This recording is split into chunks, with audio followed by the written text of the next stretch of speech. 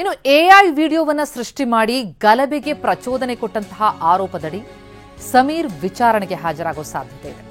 Belthangady police ಠಾಣೆಗೆ ಹಾಜರಾಗೋ ಸಾಧ್ಯತೆ ಇದೆ. ಯೂಟ್ಯೂಬರ್ ಸಮೀರ್ನನ್ನ ವಿಚಾರಣೆಗೊಳಪಡಿಸುವಂತಹ ಸಾಧ್ಯತೆ. ಕೇಸ್ ದಾಖಲಾಗಿದೆ. ನಿನ್ನೆ ಬೇಲ್ ಪಡ್ಕೊಂಡ್ರು. ಆದರೆ ಇವತ್ತು ವಿಚಾರಣೆಗೆ ಹಾಜರಾಗಬೇಕಾಗಿದೆ. ಷರತ್ತುಬದ್ಧ ಜಾಮೀನನ್ನ ನೀಡಲಿರುವಂಥದ್ದು ಸಮೀರ್ಗೆ. ಆದರೆ ಇವತ್ತು ಬೆಳ್ತಂಗಡಿ ಪೊಲೀಸ್ ಠಾಣೆಗೆ ವಿಚಾರಣೆಗೆ ಸಮೀರ್ ಹಾಜರಾಗುವ ಸಾಧ್ಯತೆ ಇದೆ. ಧರ್ಮಸ್ಥಳದಲ್ಲಿ ನೂರಾರು ಶವಗಳನ್ನು ಹುತ್ತ ಪ್ರಕರಣಕ್ಕೆ ಸಂಬಂಧಪಟ್ಟಂತೆ ಎಐ ವಿಡಿಯೋ ಸೃಷ್ಟಿಸಿ ಯೂಟ್ಯೂಬರ್ ಸಮೀರ್ ಒಂದು ವಿಡಿಯೋ ಮಾಡಿ ಹಾಕಿದ್ರು. ಬಹಳಷ್ಟು ಆಕ್ರೋಶಕ್ಕೆ ಕಾರಣ ಆಗಿತ್ತು.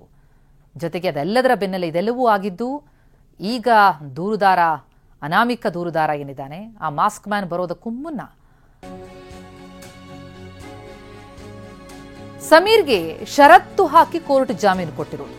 ನಿರೀಕ್ಷಣಾ ಜಾಮೀನು ಮಂಜೂರಾಗಿದೆ ಕೋರ್ಟ್ನಿಂದ. ಮಂಗಳೂರು ಜಿಲ್ಲಾ ಸತ್ರ ನ್ಯಾಯಾಲಯ ಆದೇಶ ಕೊಟ್ಟಿದೆ. ಹಾಗಿದ್ರೆ ಸಮೀರ್ ಎಂಡಿಗೆ ಕೋರ್ಟ್ ಏನೆಲ್ಲ ಷರತ್ತು ಹಾಕಿದೆ? ಪ್ರಮುಖ ಷರತ್ತುಗಳನ್ನು ಹಾಕಿರುವಂಥದ್ದು 75,000 ರೂಪಾಯಿ ವೈಯಕ್ತಿಕ ಬಾಂಡ್ ಕೊಡಬೇಕು. ಜೊತೆಗೆ ಮತ್ತೆ ಇದೇ ರೀತಿ ಅಪರಾಧ ಮಾಡಬಾರದು, ಅಂದ್ರೆ ಈ ರೀತಿ ಗಲಭೆ ಸೃಷ್ಟಿಸುವಂತಹ ವಿಡಿಯೋಗಳನ್ನು ಹಾಕಬಾರದು. ಯೂಟ್ಯೂಬರ್ ಸಮೀರ್ ತಪ್ಪಿಸ್ಕೊಳ್ಬಾರದು. ಬೆದರಿಕೆ, ಪ್ರಚೋದನೆ, ಸಾಕ್ಷಿ ತಿರುಚೋದು ಇದೆಲ್ಲ ಮಾಡೋ ಹಾಗಿಲ್ಲ. ಪ್ರಕರಣಕ್ಕೆ ಸಂಬಂಧಪಟ್ಟಂತೆ ಸಾಕ್ಷ್ಯ ನಾಶ ಮಾಡೋ ಹಾಗಿಲ್ಲ. ಈ ರೀತಿ ಪ್ರಮುಖ ಷರತ್ತುಗಳನ್ನು ಕೋರ್ಟ್ ಹಾಕಿದೆ. ನಿರೀಕ್ಷಣಾ ಜಾಮೀನು ಮಂಜೂರು ಮಾಡಿದೆ.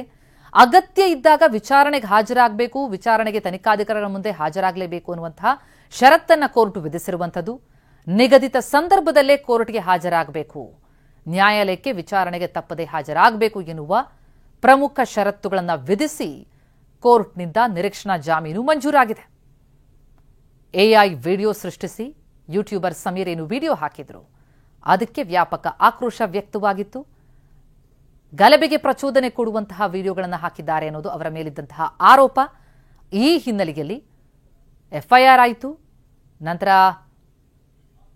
ನಿರೀಕ್ಷಣಾ ಜಾಮೀನನ್ನು ಪಡೆದುಕೊಂಡ್ರು ಸಮೀರ್. ಆ ಜಾಮೀನಿನಲ್ಲಿ ಈ ಪ್ರಮುಖ ಷರತ್ತುಗಳನ್ನು ವಿಧಿಸಲಾಗಿದೆ.